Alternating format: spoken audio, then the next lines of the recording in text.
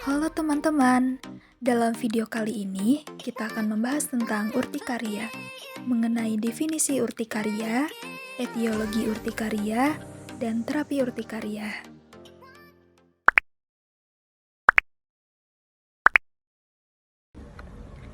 Urtikaria merupakan reaksi pada kulit akibat bermacam-macam sebab, sering disebut dengan biduran, kaligata, hiss, serta needle rash, yaitu reaksi alergi pada kulit yang ditandai dengan munculnya bentol-bentol berwarna merah. Penderita biduran akan merasa gatal dan kadangkala panas pada area yang muncul bentol-bentol tersebut. Bila mengenai mata, mulut, dan mukosa, dikenal sebagai urtikaria angioedema. Ditandai dengan edema atau bengkak setempat yang timbul secara mendadak dan menghilang perlahan-lahan, berwarna kemerahan dan pucat meninggi hingga di permukaan kulit. Urtikaria diklasifikasikan menjadi dua, yaitu urtikaria spontan dan urtikaria diinduksi. Urtikaria spontan muncul tiba-tiba tanpa diketahui sebabnya. Diklasifikasikan sebagai urtikaria akut dan kronis, tergantung pada durasi gejala dan keberadaannya atau tidak adanya rangsangan yang memicu. Urtikaria akut adalah urtikaria dengan atau tanpa angioedema yang berlangsung kurang dari 6 minggu. Sedangkan urtikaria kronis didefinisikan sebagai urtikaria dengan atau tanpa angioedema yang berkelanjutan atau tidak selama 6 minggu atau lebih. Urtikaria yang diinduksi yaitu muncul saat terpapar hal-hal spesifik. Ada beberapa tipe, yaitu urtikaria karena dingin, urtikaria karena panas, urtikaria karena sinar matahari, ataupun urtikaria karena alergi. Urtikaria terjadi apabila sel imun yang berada di bawah kulit atau disebut dengan sel mas mengalami mencetus. Bisa dari karena alergi, stres, infeksi, obat-obatan, atau pencetus mekanikal dan akan menyebabkan terjadinya degranulasi atau pelepasan granul-granul yang ada di dalam sel mas yang berisi histamin dan triptase.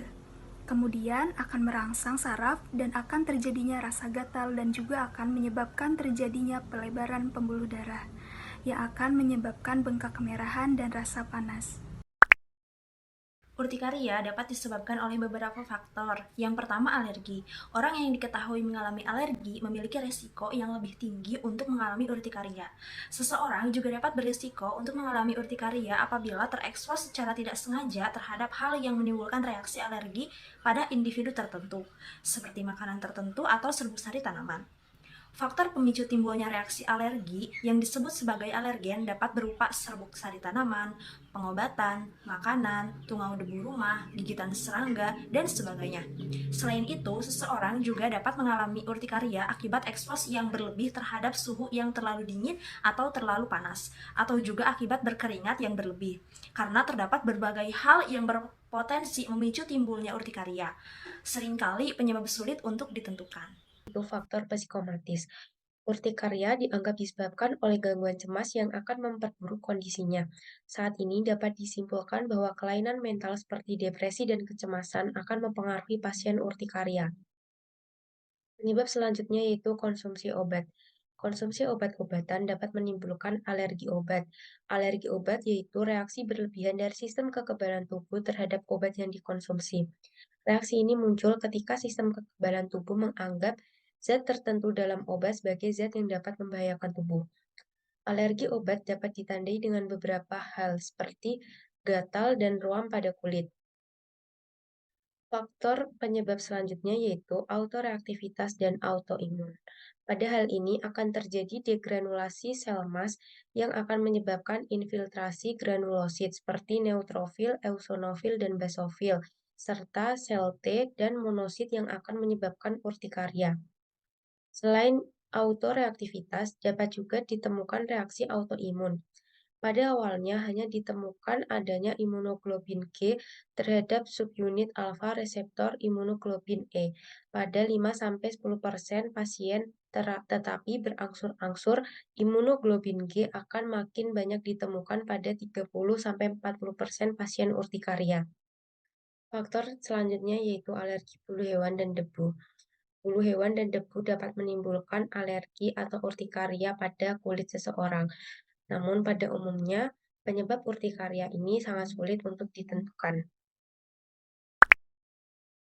Antihistamin merupakan obat yang sering dipakai di bidang dermatologi, terutama untuk kelainan kronik dan rekuren. Antihistamin adalah zat yang dapat mengurangi atau menghalangi efek histamin terhadap tubuh dengan jalan memblok reseptor histamin. Antihistamin dan histamin berlomba untuk menempati reseptor yang sama. Ada 4 tipe reseptor histamin, yaitu H1, H2, dan H3, dan H4. Yang keempatnya memiliki fungsi dan distribusi yang berbeda.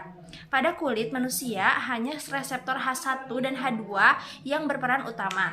Histamin memiliki peranan yang penting dalam patofisiologi penyakit alergi. Salah satu golongan obat yang selalu dipakai dalam penanganan urtikaria adalah antihistamin difendramin, yang merupakan obat yang pertama kali digunakan dan efektif pada urtikaria kronis.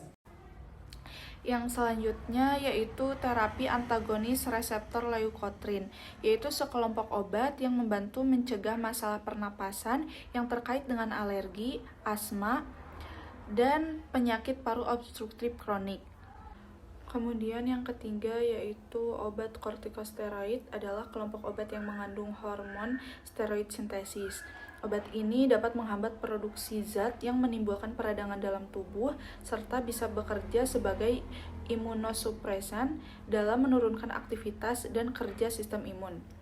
Kortikosteroid sering digunakan untuk meredakan peradangan pada berbagai kondisi seperti alergi, lupus, rheumatoid arthritis, dan pemphigus vulgaris. Selain itu, obat ini juga dapat digunakan untuk mengobati penyakit autoimun dan mencegah reaksi penolakan tubuh pasien setelah menjalani operasi transplantasi organ. Baiklah, di sini saya akan menjelaskan tentang terapi non-farmakologi urtikaria. Yang pertama ada diet dan nutrisi. Kita dianjurkan mengonsumsi buah-buahan dan sayur-sayuran untuk mencegah urtikaria. Yang kedua adalah penghindaran alergen. Yang ketiga ada probiotik untuk mempengaruhi perkembangan sistem imun dan peningkatan kerentanan terhadap alergi. Yang keempat ada bahan baju. Penderita urtikaria tidak disarankan untuk memakai baju bahan tebal seperti wol karena dapat mengiritasi kulit. Yang kelima ada iklim dan temperatur. Iklim dapat mempengaruhi aktivitas urtikaria sehingga suhu dan kelembapan lingkungannya harus terjaga atau dalam kondisi stabil antara 34 derajat Celcius sampai 41 derajat Celcius dengan kelembapan lingkungan 44% sampai 55%. Yang keenam ada mandi. Mandi secara teratur dapat melembabkan kulit dan melepaskan rusta atau koreng. Yang ketujuh, ada fototerapi menggunakan UVA dan UVB. Kemudian yang kedelapan ada pelembab yang dapat mempengaruhi fungsi barrier kulit normal.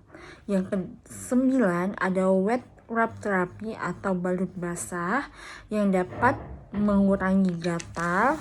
Yang kesepuluh penanggulangan stres.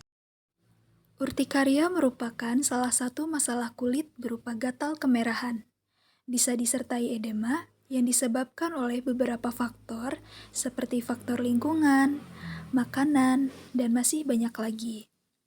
Namun, urtikaria dapat ditangani dengan mengkonsumsi obat antihistamin serta dapat dicegah dengan pengobatan non-farmakologi. Sekian pemaparan diskusi mengenai urtikaria dari kelompok kami. Semoga bisa bermanfaat bagi kita semua.